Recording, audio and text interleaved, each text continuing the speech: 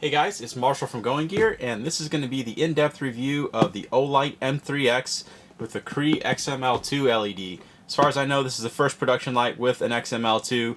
It's going to give you crazy throw, 1000 ANSI lumens, 580 meters of throw, which is insane for a light this size and weight. So people always ask what kind of thrower I recommend. If you're looking for something simple, lightweight, fantastic throw, this one's definitely a good recommendation. So warranty information, instruction manual, comes in the same nice case that they do a lot of their lights in.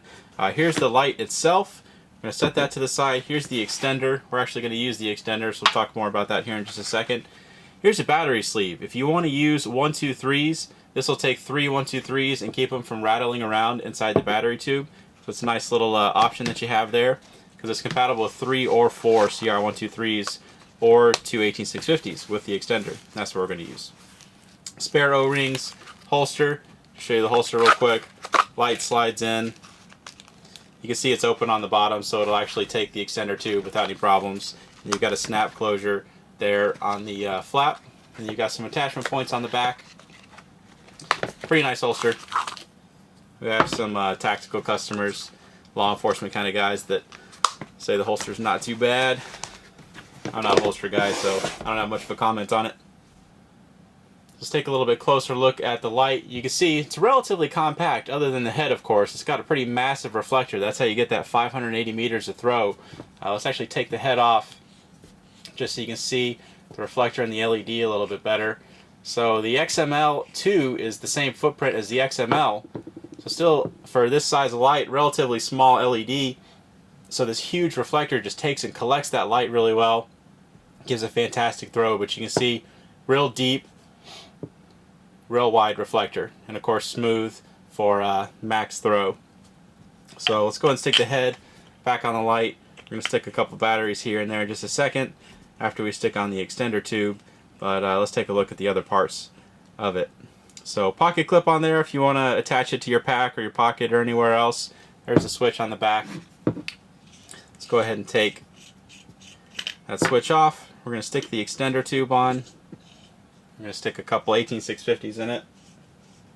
So we've got a couple of the EagleTac 3100 milliamp hour batteries. I highly recommend them. They're really high quality, relatively inexpensive. So I got a couple of those in there.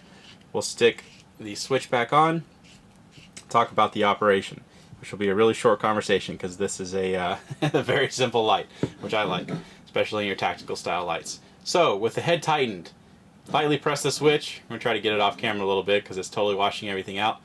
Lightly press, you have your momentary activation. Click it all the way for constant on.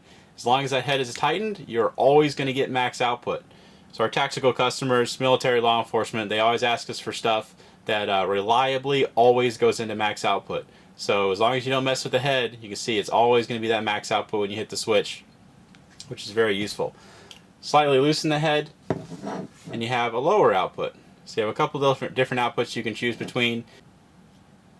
You can also access strobe, so the way to do that is if you have the head tightened or loosened, what you do is just turn it the opposite way and then back. So we had it tightened, so if we loosen and tighten it, it'll go into strobe.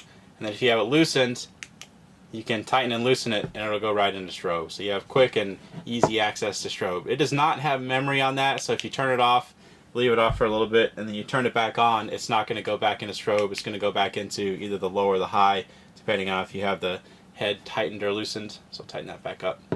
So again, real quick on the interface, lightly press the switch for momentary, click all the way for constant on, click it again to turn it off. You have head tightened, max output, head loosened is the lower output, tighten and loosen or loosen and tighten to get into your strobe. Pretty simple interface. Another quick note, we have a lot of people ask about this kind of stuff. They want to know if something is weapon mountable. This is totally weapon mountable. There is a pressure switch and there are mounts that are compatible with this. Some people like to have distances or have the distance lights for hog hunting or anything like that. This one is completely capable of that. So let's go ahead and take this outside and we'll show you how it does outside. Okay, we're outside with the M3X. Got the big 40 mag light, always uses control. Little bush 15 feet away, tree out there at 100 feet. That was the mag light, obviously. And then here is the M3X. It's a whole ton of light coming out of it, very focused, but as you can see, still a very wide, very usable spill. Lights up everything, obviously, for at least 100 feet. Ton of light coming out of this thing. Very nice, bright hot spot. Gives you some great distance. Obviously, 100 feet, absolutely no problem. And as you'll see here in just a little bit, further than that is no problem either. But drop it down to the lower output, just so you can see what that looks like. But really nice combination of a nice, bright hot spot that gives you some great distance, and the spill that lights up just everything that's immediately in front of you, or most of it anyway. It's not going to light up your complete peripheral vision, but enough where you can see other stuff that's going on around you.